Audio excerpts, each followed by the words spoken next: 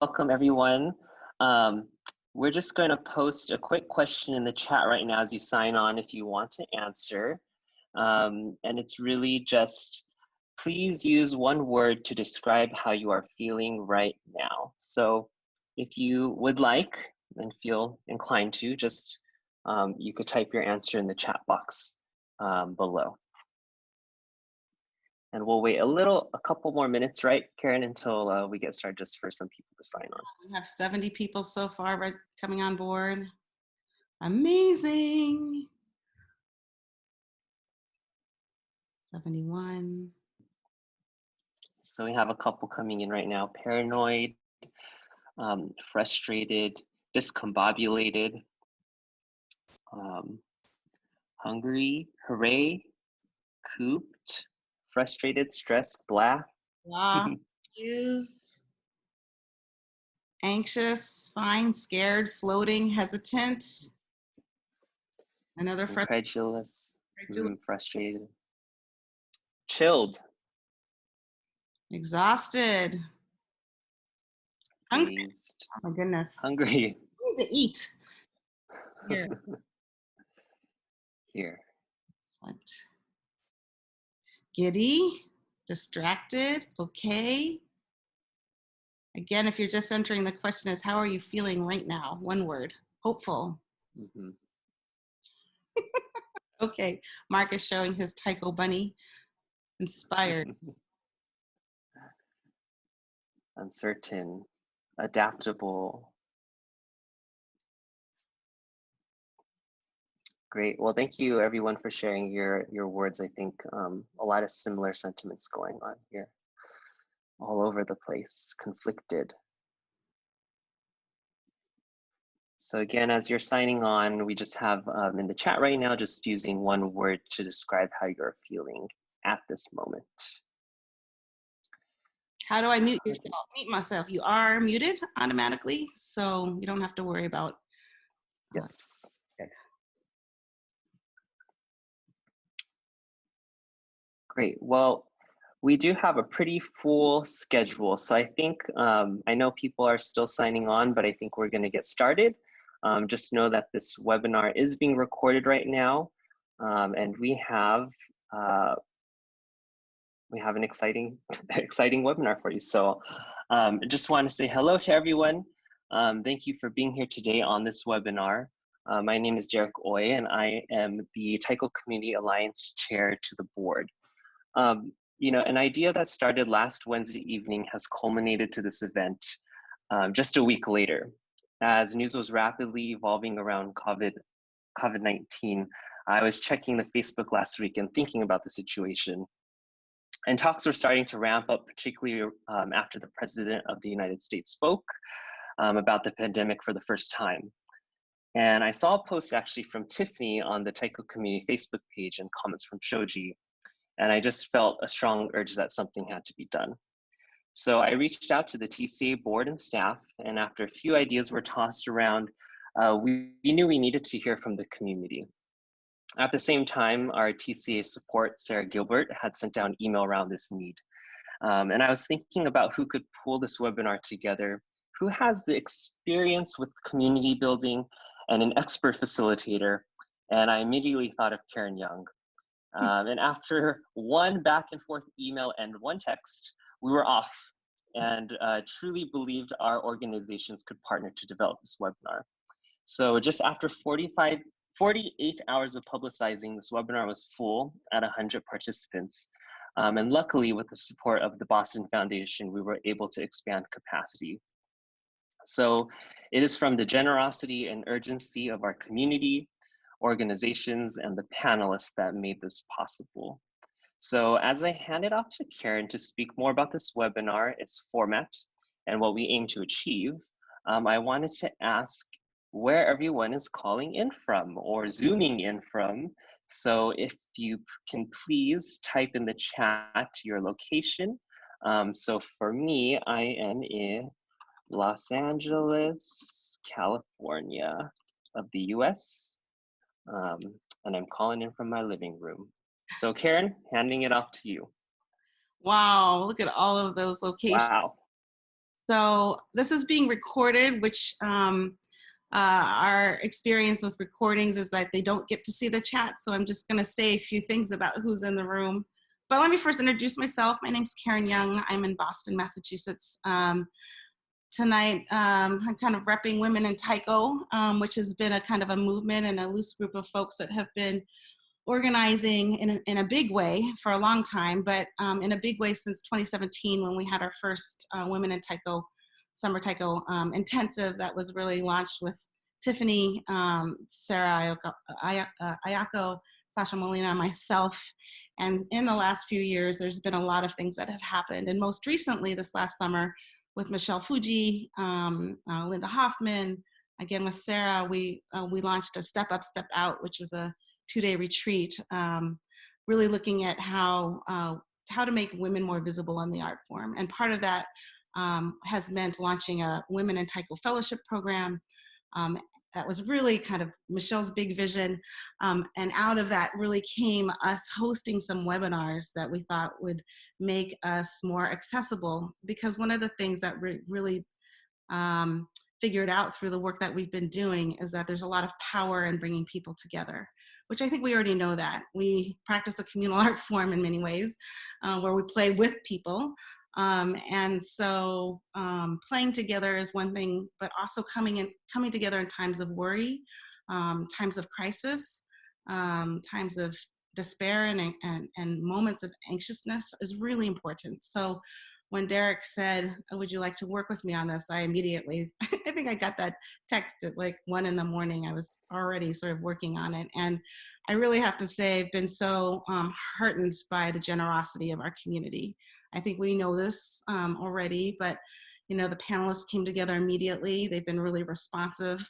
We decided to really think about this webinar. At first we're like, should it just be an hour? And I was like, it can't be 1 hour. It has to be 2, you know, at least, because people really want to talk. And as Derek said, you know, within 48 hours, 100 people signed up. And we know that this is just a beginning. We know that this is a really hard time for our friends in Europe and other places. And I just want to give big shout outs for who is on board. So we have folks all over the United States and Canada, but we also have folks from Hungary and Wales and England and Italy and France and Germany and Spain and Argentina and Hong Kong and New Zealand. And that really does kind of demonstrate kind of the power of the community that we have here. So we're gonna spend only the first part of this webinar really speaking to you. It was really clear when we realized that people wanted to talk with each other by the rate at which they were signing up and the conversations that we've been having, that we wanted to host some breakout groups. So we're gonna do something really crazy, the way that we experiment sometimes as artists and as organizers, and we're going to actually at some point end the presentations, and we're gonna migrate from a Zoom webinar to a Zoom breakout room or meeting, which might be a little confusing, but we will just figure this out together. Again, this is a big experiment, so we ask for your patience, but at that point, we're going to, in the chat, we're going to put in the Zoom link where we're going to be.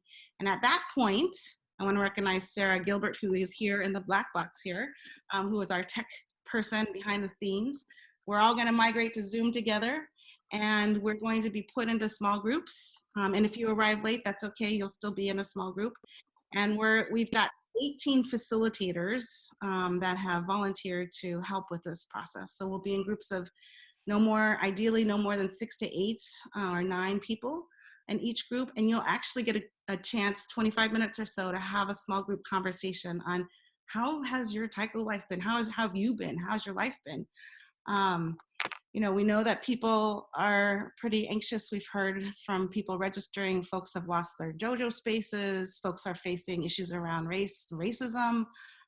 People are worried about lost income. I know myself as an independent artist, you know, my next 3 or 4 months of work has just canceled.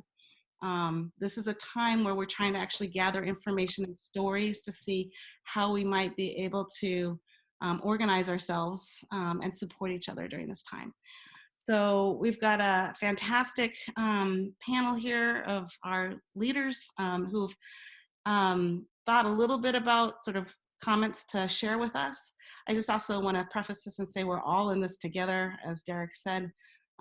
So we're all experimenting ourselves and we're all processing ourselves just this last bit of time. So in no way is this like expert opinion. It really is just some kind of shared thoughts that we hope you'll take into your small groups.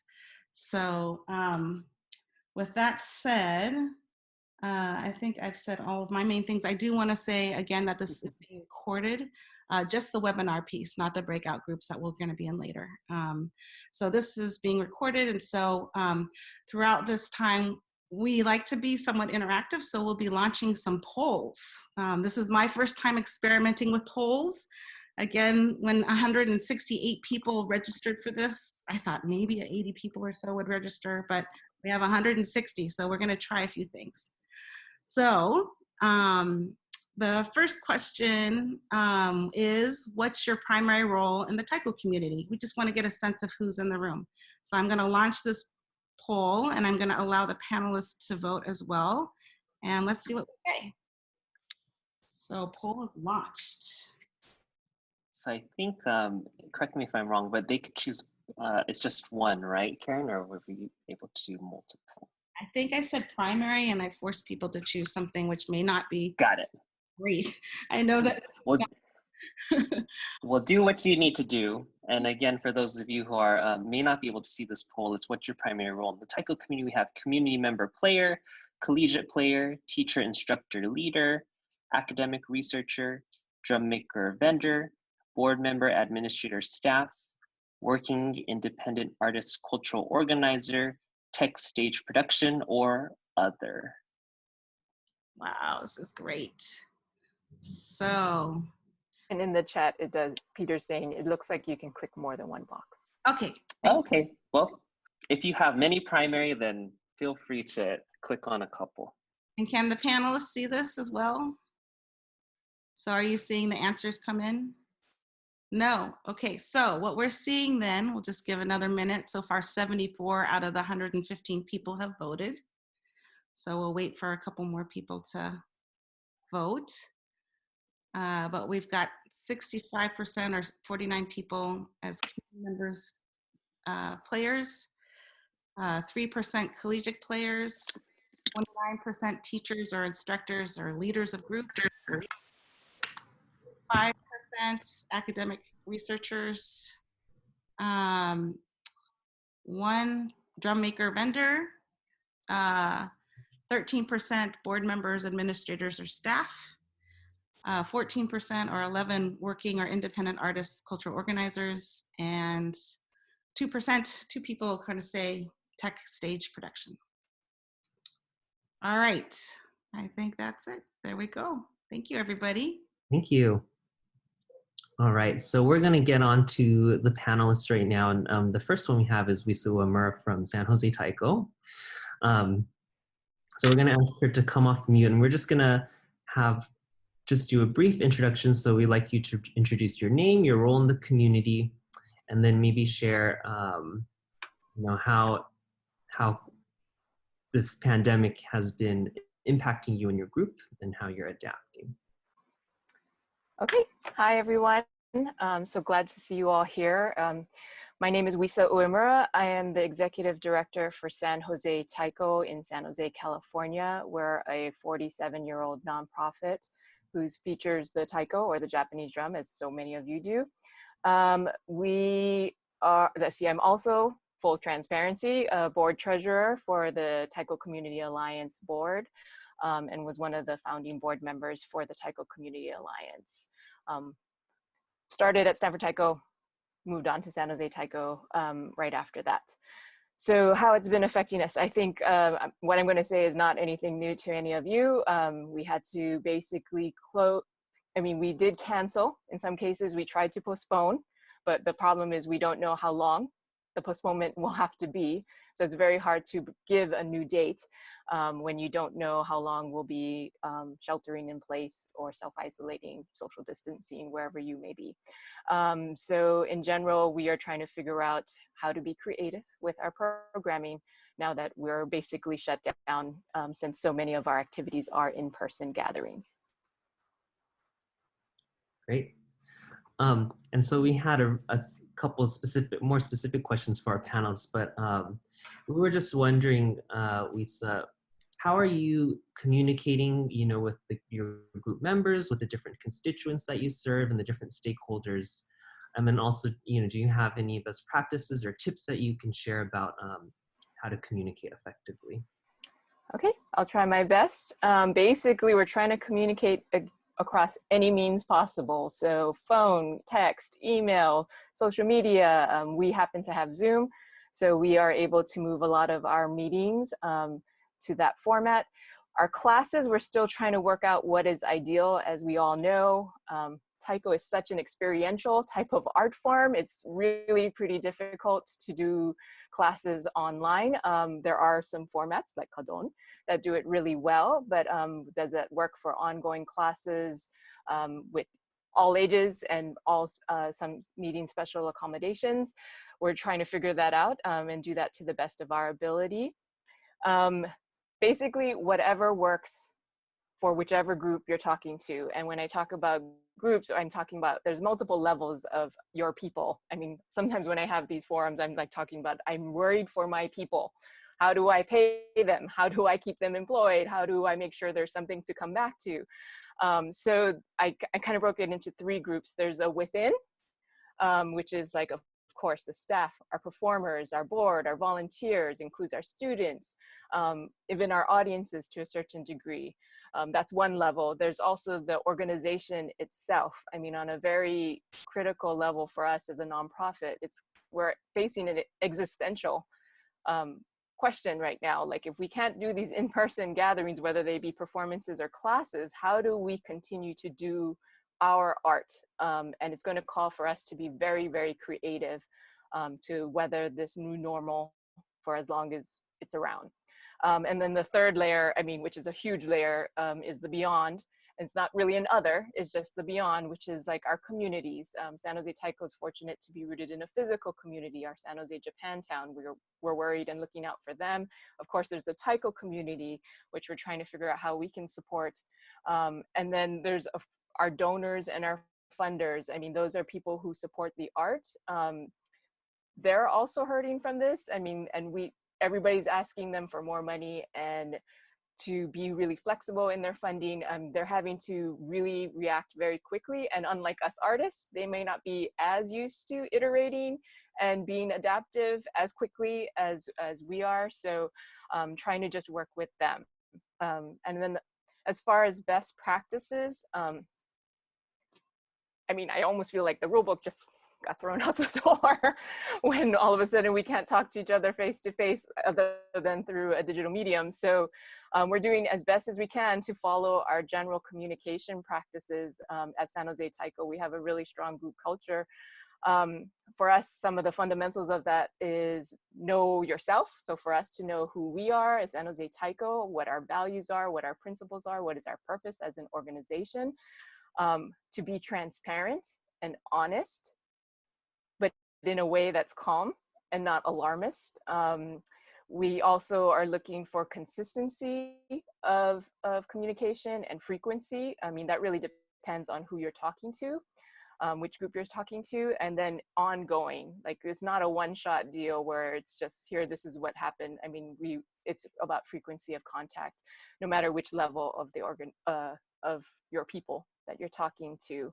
And in this current situation, I think, and Karen did a great job, Karen and Derek, for opening the session. I think it's really even more important to give space to get personal. That is not just about where we are, what we're doing, how do we deal with all of this, or how are we dealing with all of this. It's not about me, it's about us.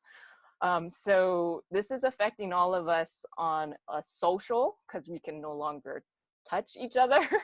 It's emotional, it's physical. So the reaction and what we're going through is very, I don't know, I've heard it described so many ways. Some people are like, some days I'm very hopeful that this will bring us all together. And some days I am like about to lose my mind out of worry and sadness and isolation. So I think even like in our standard staff meetings, we're trying to open a little bit of space for us to just check in and just say, this is where I am in this moment. And then we move on from there. So that's what I have for now. Thank you for the opportunity. Thanks, Lisa. Yeah. Heard a lot of good tips, and thank you for sharing kind of what San Jose Taiko is doing to kind of deal with all these challenges and changes. I think right now, before we move to the next presenter, we're going to put up a poll, and we're going to ask the group around assistance and resources that you may need. So just wait a little moment as we get that prepared. Okay, we are learning how to do polls. Yes. We're learning and adapting too right now. So I'm learning how to do this. Here we go. Okay. Great. So yes, go ahead. Yeah, so the question is, for those of you who may be listening on this recording, is what assistance and resources do you need most right now? We have financial lost income, social emotional, tips for practicing Taiko, mental health services, how to manage my group and or staff, referring to physical distancing, tips for teaching online, and perhaps there's something else you could mark other.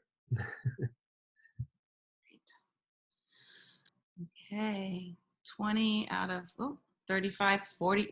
All these people are responding. 50 people out of 121. 50% voted. Keep the votes coming in. It's kind of like watching a slot machine or something. Yeah, and again, and another thing is, if you have some questions for the panelists, then you may be in their breakout groups, so you can ask more questions or have more discussions then. So. Okay. 71%. Let's wait a few more seconds. 80. See if we can get that up. Everybody completed 90.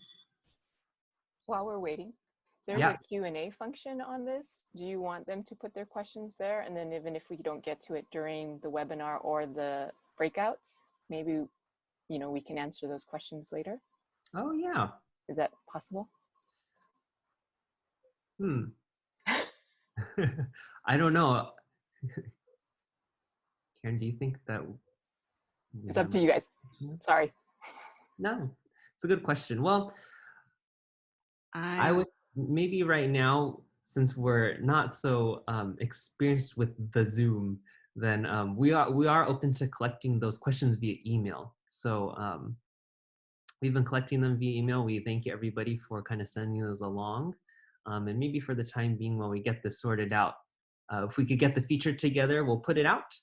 And if not, then please email us your questions and we're collecting. We had the questions from the registration, and we do, and we aren't going to be able to answer most of them in depth at this point, but I did refer a little bit to what the kinds of concerns and questions were, and I'll refer to them again before the breakouts. But here we are. Here we go. The poll results.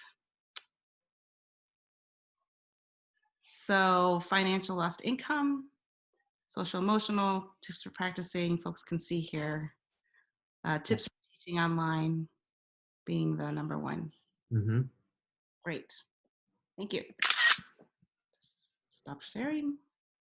Okay. Great. So the next person who we're going to have speak is Shoji, I talked with quite a bit yesterday, a little bit about the well-being of artists, but also planning for the long haul, knowing that this is probably going to take a while for us to recover, not only sort of as individuals, but as artists. The arts community in itself is just really being hard hit in so many ways, and it will take us a while. So, Shoji. Hello, everybody.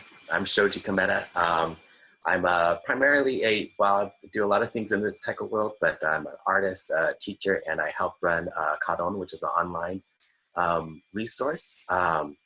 And basically, I kind of have broken down, I'm trying to collect my thoughts like a lot of you. I'm like all over the place, but I'm going to try to collect my thoughts into three sort of separate groups. The first section I'm going to call Don't Cancel, Adapt.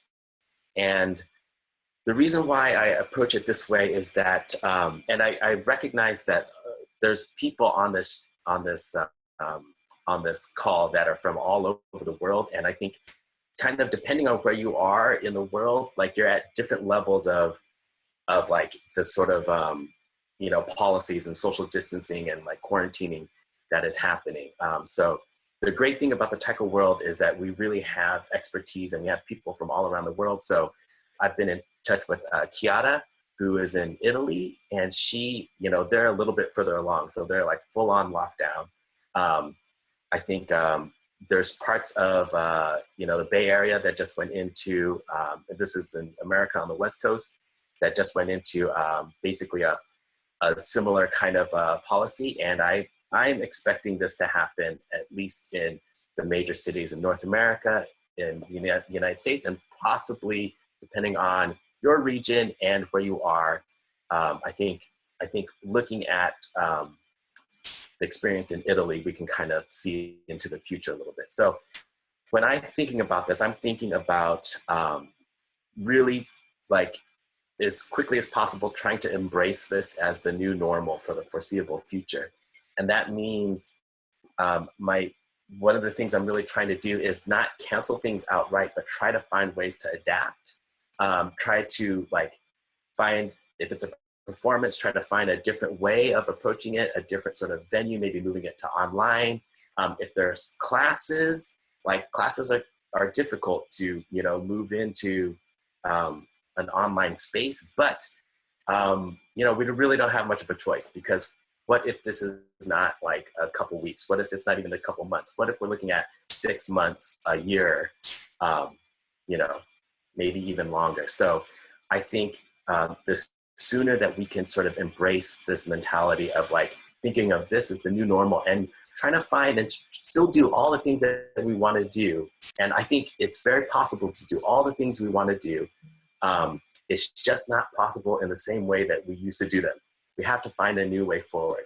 And I don't really know what that is, but I think as a community and we can really sort of try a lot of different things, and there's going to be a lot of failures and there's going to be some successes. And I think, I'm really committed to moving forward and finding new ways to move forward as quickly as possible.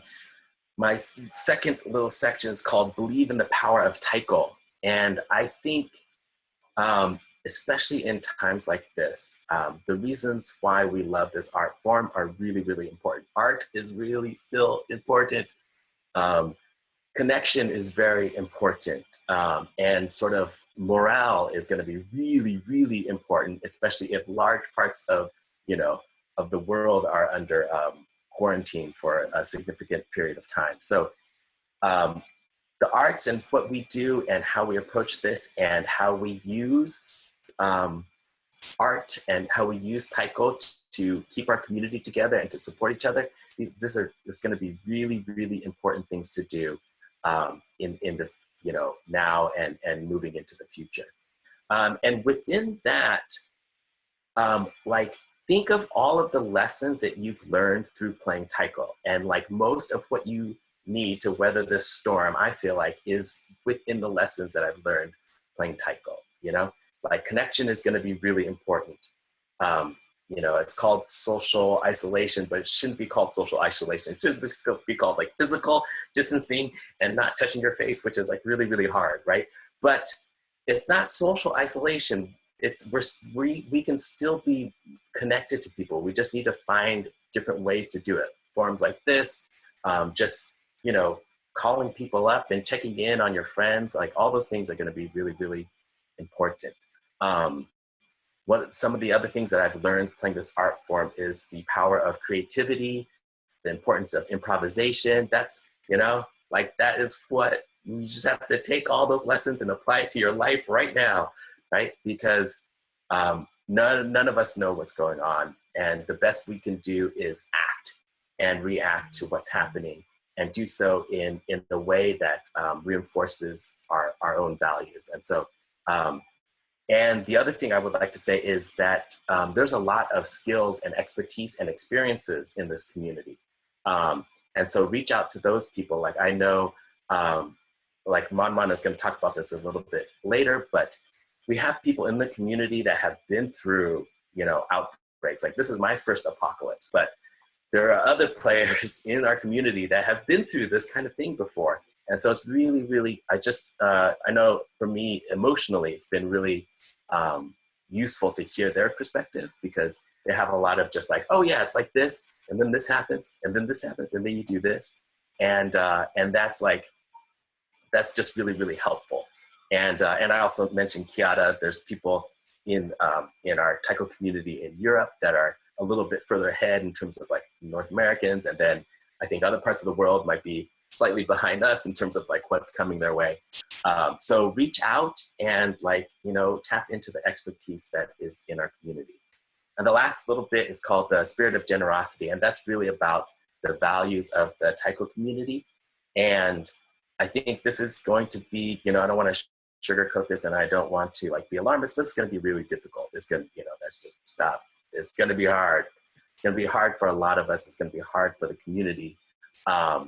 And we really are all in this together. We need to look out for each other. So if you are able to, you know, if you're in the position to help, you know, offer that help, like think deeply about like how you can use your skills and your position and your voice, and in order to be of service to this community and to help others get through all of this. Those are conversations that I know I'm having with myself, and the sort of Kadon team. We're really having those conversations and trying to think of like how we can help us, you know, all like come together and move forward. And like this is really a community of values. It's a value-based community. And it's in moments like this that those values like are important. And it's in moments like this that reveal what kind of values our community are really, really, really about. Yeah. So I think, you know, we can also, in every crisis, it's also a moment of opportunity. And for our community, you know, it's a moment to really strengthen the values that makes our community what it is. And I think, yeah, that's basically what I have to say. Thanks. Thanks, Shoji. I want to acknowledge some folks have been putting in some questions in the chat. Thank you for those. I do want to say it was a decision that we had to make whether or not we do a formal like sort of standard Q&A during this time, or if we actually spend time in breakout groups. And Derek and I, after thinking about it for a while, really wanted, and listening to everybody else, wanted us to have time for breakout groups where you could actually meet and talk with each other. So we'll try to address the questions as sort of we know as we go, but we won't have any formal Q&A during this time. Shoji spoke about, and we've talked about some individual artists in our community. That's something I've been particularly concerned about, knowing the whole arts community in general is being hit pretty hard with all the cancellations of events and productions. And one of the things we're trying to do is get some real information about what's happening. So we're planning to send a survey after this to actually measure more accurately how many gigs have been lost, how much income has been lost, how many practices have been canceled. So we hope to gather that information. But let me, there's a poll that we wanted to just launch right now, having to do with how many of you actually earn some or all of your income through Taiko related activities. So let's see our answers to that.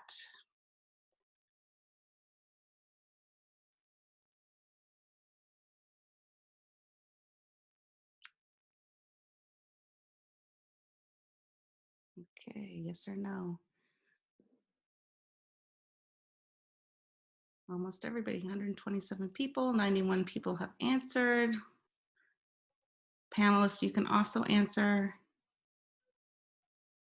Wow. Okay, so this is significant. So how many of you earn some or parts of your income through Taiko? We have 47% of the people here earn some or all. So thank you for that. I would like to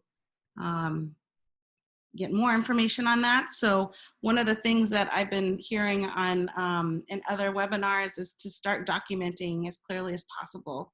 How much are we talking about? And to keep records. And we'll share information at the end. There's a great webinar just a couple days ago on self-employment and artists that we can share as well. Okay, so ManMan, if you would introduce yourself and talk a little bit about your project Ikigai and moving to live stream, but also what you've been thinking about in terms of culture of consent and hygiene. Hi, this is ManMan, and so introduction of who I am. I am independent freelance taiko artist, currently based in Los Angeles, California. I'm originally from Hong Kong, so I've only been living in the US for about 8 years, since 2012. So I did experience SARS in 2003. And back then I was 18 years old and I was in the process of preparing for the public exam. And so this is a really interesting time for me living in the US and also still staying in touch with Hong Kong, seeing what's happening in the last couple months with all my families there and all my friends there. So being a freelance taiko artist, I basically, all my work in this upcoming months and travel are canceled, which I'm actually not going to talk too much about that. Well, except one thing that I didn't cancel, which Karen mentioned, is the project Ikigai concert that I'm doing with Amy Naylor and Shoji and my group Mujo Creative. I almost immediately decided that, yes, we will cancel in person, but we will find a way to do this because more important than ever, I need this emotional avenue. Because thinking a lot about like back in Hong Kong in 2003, when we deal with it, it's part of the Hong Kong culture, Hong Kong Chinese, that we don't talk about emotions. We just follow. Everyone responds to it. We do all the things that we were told to do. And I remember I was feeling a little sad. And there's a saying from my dad, he would say in Cantonese, 咁都冇辦法㗎啦, which means like, oh, well, just suck it up and deal with it. And so that's basically how I responded last week. I'm like, okay, everything canceled. All right, so what can I do now? What can I do? So this is gonna happen for a long time. I immediately switched to survival mode and very practical. But then the next moment I realized, oh, all my friends here in the US are very expressive about their emotions. And then I'm like, I've never dealt with this like this before. I have all the emotions that I do need to take care of. So I'm kind of in this middle place where I'm like, okay, experience tell me that I need to do this. And my creative side tell me that I need to take care of my mental health. Therefore, cancel all my classes, great. And keep this project because I know we will find a way to do this. And we also live in a really different time, like because of social media, we can share information, but then you're juggling between spreading of knowledge or spreading of hysteria. So I personally experience a lot of that because with my experience from Hong Kong, I have a lot to share, but everyone here are not catching up 1 month ago, 2 months ago. And I find myself shutting myself up from sharing in the last 2 months when I was in Heartbeat with a lot of people, when I'm now here with a lot of people that I interact with. So I immediately start questioning and practicing, how can I hold space and create a space to encourage us to share information with each other and share knowledge without judgment, specifically about hygiene practice, because everyone's knowledge and standards are different. So how can we encourage us to share with each other? Say, for example, 2 days ago, I was about to start a musical rehearsal. with about a couple people outdoor. We're safe. But then I want us to just spend the time to talk about how do you sanitize your instruments? What are your preferences? I don't want my instruments to be touched because I sanitize it this way. I prefer my phone to be sanitized. I prefer my phone to be put here. And these are really important in conversation because we learn from each other and we stop judging each other. If I decided to wear a mask, like that's okay, that I'm gonna do that. And you have your choice to do what you need to do. And I found that really empowering because of learning from my own personal experience that we now more than ever need to share because like Wisa said, the best practice is like really, we don't know what is the best practice. Every practice is the best practice. And it's okay, next minute we decided that's not the best practice. We're gonna change that now. And I think that mentality is really important for all of us right now and to do that. And in response to Shoji too, like, yes, it's gonna be a long haul. So what are we gonna do? Short term, yes, we all need to be practicing social distancing because in the US, we have the benefit of doing that. We have space, we can stay at home. And in Hong Kong, my friends, they don't because even if they stay at home, they're still physically close to so many people. So for me right now, I'm staying at home, but I'm also preparing for my live stream concert. We explore all kinds of ways to do that. We can collaborate digitally and we can share resources how to practice digitally. And for maybe a little further down the line, I'm actually immediately comparing my experience from Hong Kong because it's such a densely populated area, it won't work for people in Hong Kong to just social distance. So therefore you see people wearing masks. Therefore the facility and companies start to install more trash cans. They even create special design trash can that is enclosed so people can dispose their tissues in those cans. And they have hand sanitizer stations everywhere. And they have doormats that they're gonna sanitize every hour so people walk in and out have their shoes disinfected. So when I think about these things, I'm thinking about, okay, eventually if we go back to Taiko practice, I can do that. I can have everyone wear a mask, have hand sanitizers available, and sanitize all the instruments, and also have these facilities in place so that we can ensure the hygiene practices in place. And that's kind of, we're seeing why is Hong Kong this time around responding so much better, because we learned from 2003 and therefore they immediately take those in place, even though the government did not really respond immediately. And so here in the US, we can learn that too. Yes, the government regulations is telling us this and that, which is contradicting. So there are so many of us in the community, we're communicating. We can have our own power to encourage each other to like, okay, wow, there's not enough masks. Let's find ways to manufacture them. And if there's demand, there's supply.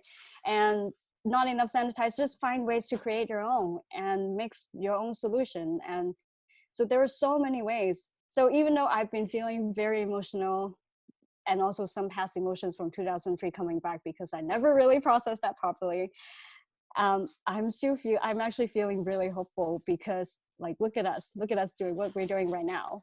And next week, and Shoji, Amy, and I've been doing all the things we can, connecting people, doing collaborations, and I have avenue to share my emotions and everything. So we can do this. Even if this is gonna be a long haul, we're gonna actually come together even better and stronger.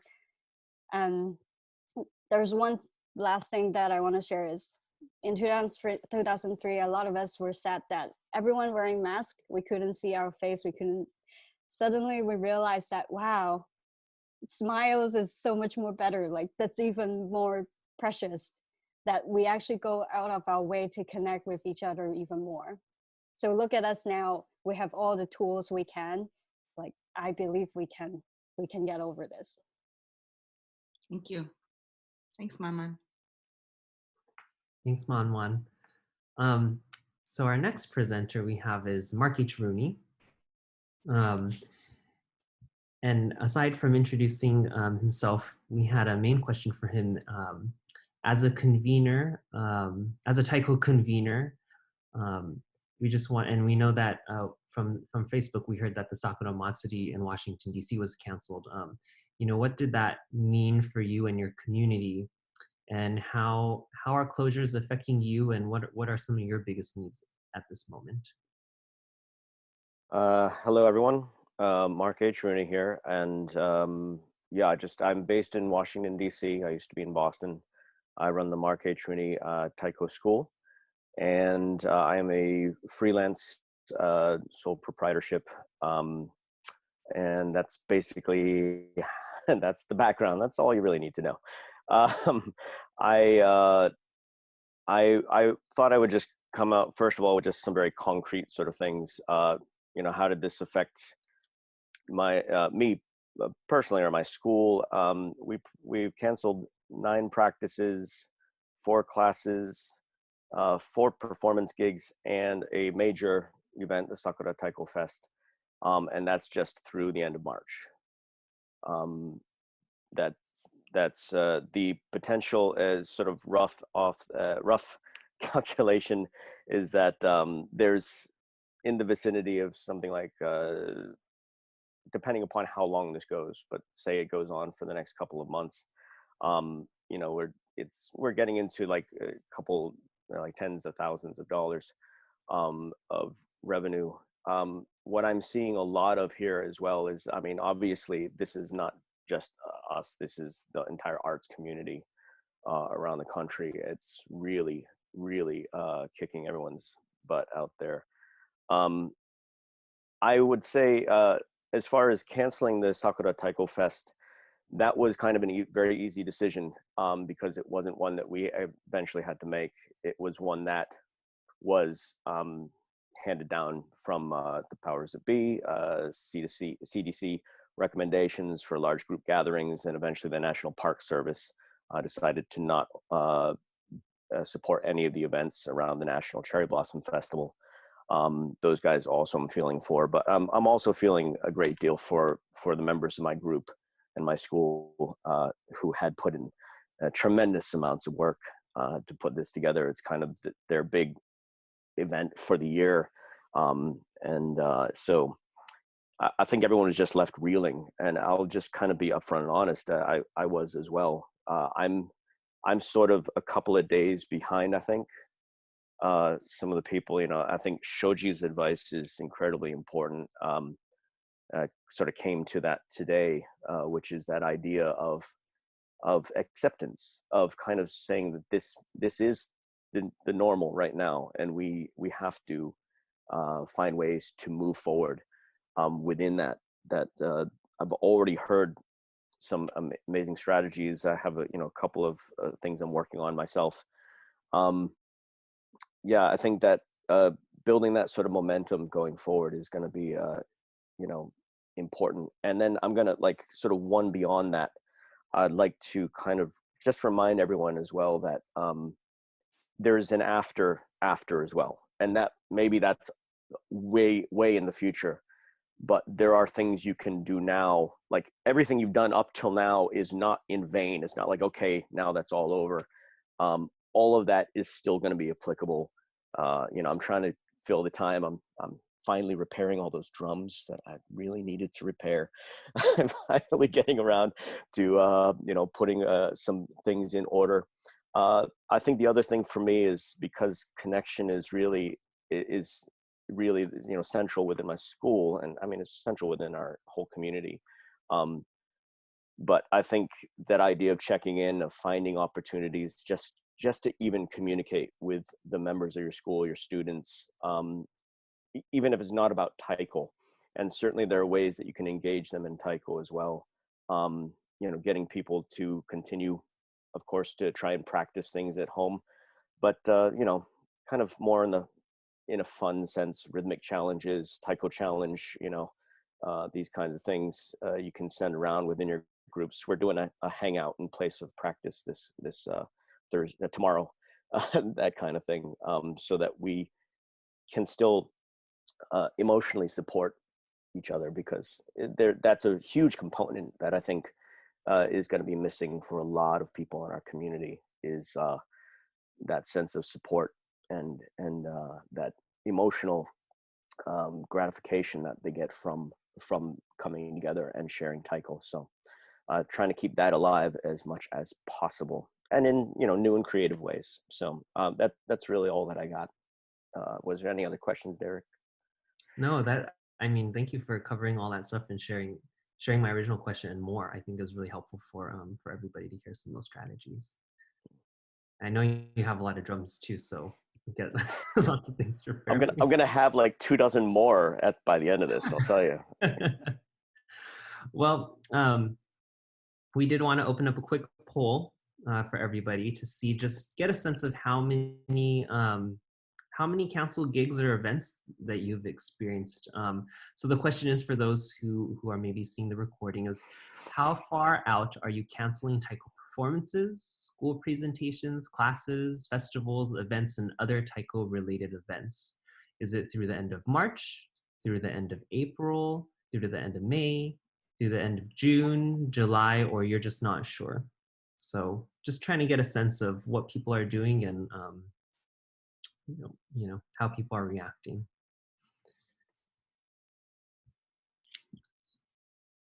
Okay.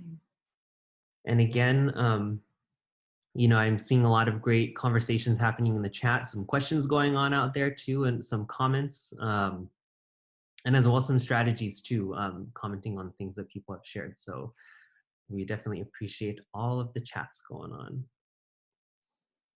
Okay, 88 people. Almost finishing up. 72% people voted. There's Mark testing off his flight. Okay, a few more seconds here.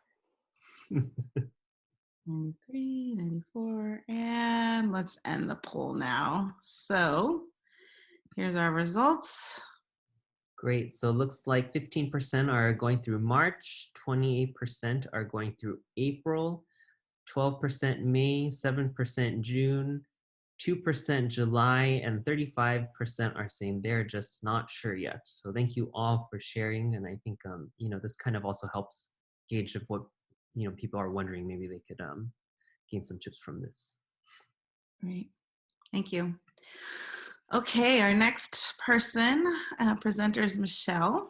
And I would love you to speak a little bit about your production that just moved to live stream. I had a chance to listen to your podcast, but a lot of people are asking how to do live stream. So anything you can share with us about that, but also Otherness Togetherness has a particular relevance right now and where we are with this pandemic.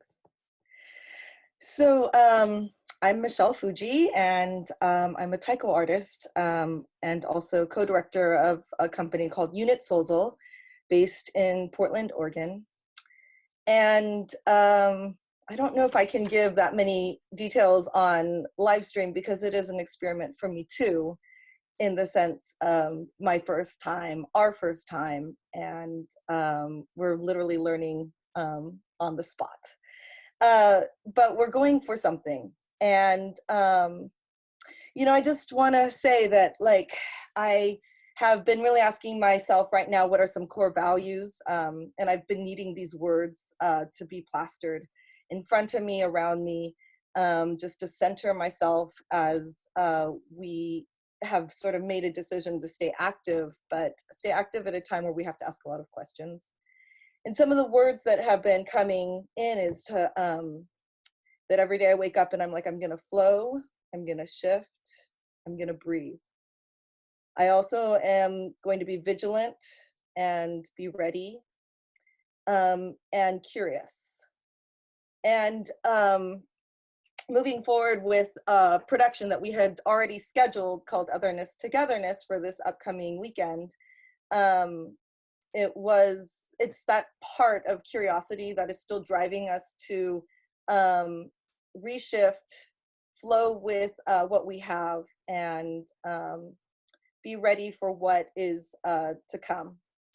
But it was really important for us. I think, we're facing a lot of new things every single day with new government mandates, shifting who can really be here, and you'll notice that if you see the live stream, because I don't actually know how many people are going to be be able to physically be in the room with us, partly because of new shelter in place rules and so forth that have prevented some of our original cast from flying and seeing us and being here.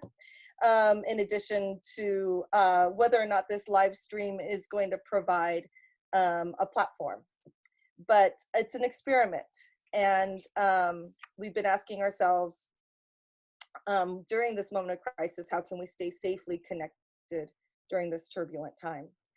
And it's a daily conversation, and it's a constant place, from the logistics, from the of making sure we do a full sanitization process in the space that we're going to be in, observing social distance, even though when we're in person, even with trusted folks. So we've been talking about how we're going to be even entering into the space during this time. But I will just sort of say why we are dedicated to doing this show. Even before this particular moment in time for the United States, because now we're going through a lot of really strict sort of rules about what convening is all about. It became really apparent while conversations were happening that the question I was asking is, in crisis, how are we acting? How are we seeing our community responding? And through the news and through even casual conversations, it felt like, and witnessed, that there was quite a bit of racism and xenophobic reactions that were happening to the API community, a community that I'm also a part of. And that part of it, that we are, of course, needing to worry about a health crisis, but that part of, is that still, so because of the health crisis, it's okay that we can be racist. But those two don't need to go hand in hand, that we can be compassionate as we're dealing with crisis. And that's where I hope community can be. And so for us, doing Otherness Togetherness was an opportunity, because we are a cast of API. I have collaborators, Joe Kai, who is Korean American, Horatio Law, who's Chinese American, and it just so happened that we're a Pan-Asian cast. As we're talking about these things that we're hearing amongst each other through, like I'm saying, even daily conversations. Someone said to us, "I'm not going to go to your show because you're Asian." I'm like, you don't actually need to say that reason. You would say it because, you know, I don't want to go to your show because it feels unsafe to walk around. But that other part was unnecessary.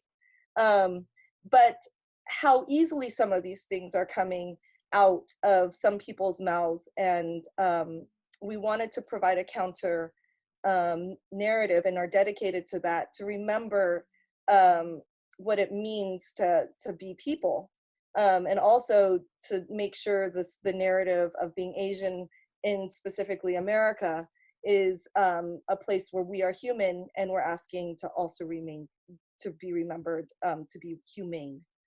So for us, sort of our dedication has stayed pretty steadfast as we build safe practice. And it just so happened that otherness was exactly the topic. We're othering in extreme ways in our communities. And is that the way that we want to historically represent the way that we are dealing with what's happening now? I would hope there would be other words that we could use to describe.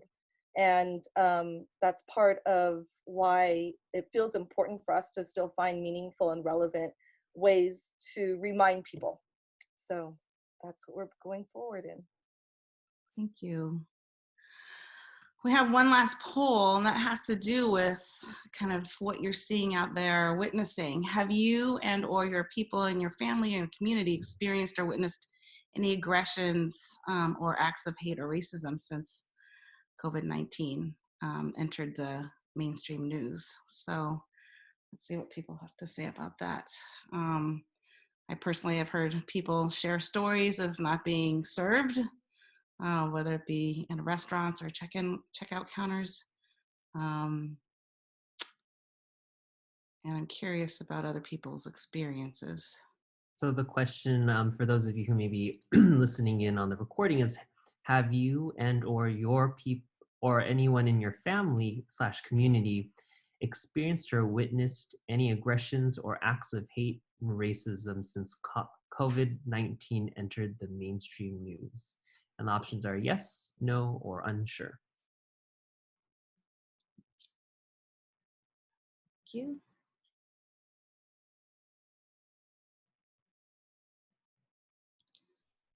Just give a few more seconds.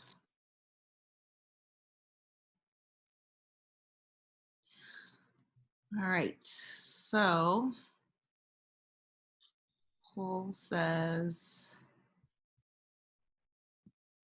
36 people saying yes, they have witnessed or experienced some form of aggression, and 44 people no, and 19 folks saying unsure. Thank you. Great, thank you. All right, so we have our last presenter here before we go out into our breakout room. So I'm going to bring Tiffany onto the Zoom stage.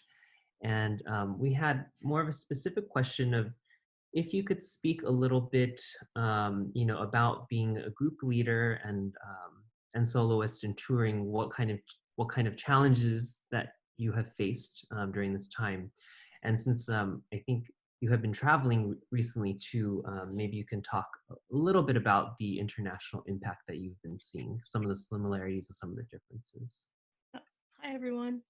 For me personally, it's been quite an interesting past few days because I had all of my work getting canceled over a 48-hour period from here to about June. And have also been traveling. So I'm coming out of Heartbeat in Minnesota, and I'm really, really glad that that program wasn't impacted by this crisis, and that it was scheduled at a time that we could actually complete what we were doing. And it was kind of scary coming into it because sitting and talking with all the Japanese artists, they were like, yeah, well, all of our work's been canceled for the next 3 months. And I was thinking, well, it hasn't happened here yet, but that's just around the corner. And then it just slowly, as we were coming out of it, that started to happen. And I started hearing it from friends first, and then from my group. School assembly programs getting closed, school programs getting shut down, and how much we were going to be losing. So we're going to lose, like in the immediate future, $7,000 to $10,000 of income that we were counting on. That's not going to happen. Unfortunately, we have enough of a reserve to get through the next couple of months. The group does. I don't. So I'm a little bit in a panic, except for one of the groups that was hiring me to come in for a workshop at the end of this month is graciously paying me for that workshop, even though we're going to have to reschedule the time.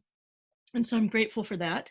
I also was able to go to Chieko and Tenten Aki Takahashi's concert up in Toronto for my birthday this last weekend, and was really amazed that, excuse me, not COVID, amazed that Kiyoshi Nagata chose to continue to have his concert at the Toronto Buddhist Church, but they really were very conscientious about it in terms of asking people with cold symptoms and who had been traveling recently and so forth to stay at home, but also in their setup of their venue. So they had hand sanitizer out. They set up the chairs in their space with about 4 feet of space in between each chair. And I was looking at it thinking, well, this could be the new normal for us as we start to try and figure out ways to move forward through this. In talking with medical professionals and looking at the research data, there's some suggestion that we're going to be going through this for the next 19 months, give or take. So I'm trying to personally figure out then how is it that we, especially as we're trying to keep the spike down now, how we then reapproach best practices in terms of being able to come together. Certainly in the immediate future, we're going to have a lot of online stuff happening and a lot online meetups happening. but also trying to figure out ways to make our dojo safe and accessible to people, and so that people who have the need or desire or the capacity to come in can come in and still continue to practice, and so that we can still look at how we might generate revenue in the safest possible way. And looking forward to events that I was scheduled to teach out through the summer, including Taiko Spirit in Switzerland and a program in the UK. Whether or not that's going to happen, I think we're all hopeful that we're going to be able to continue at this point and move forward on that. But there's a part of me that is assuming that the rest of the summer is pretty much a wash. And so part of what I've been hoping or trying to do is think about with folks how to spread our resources.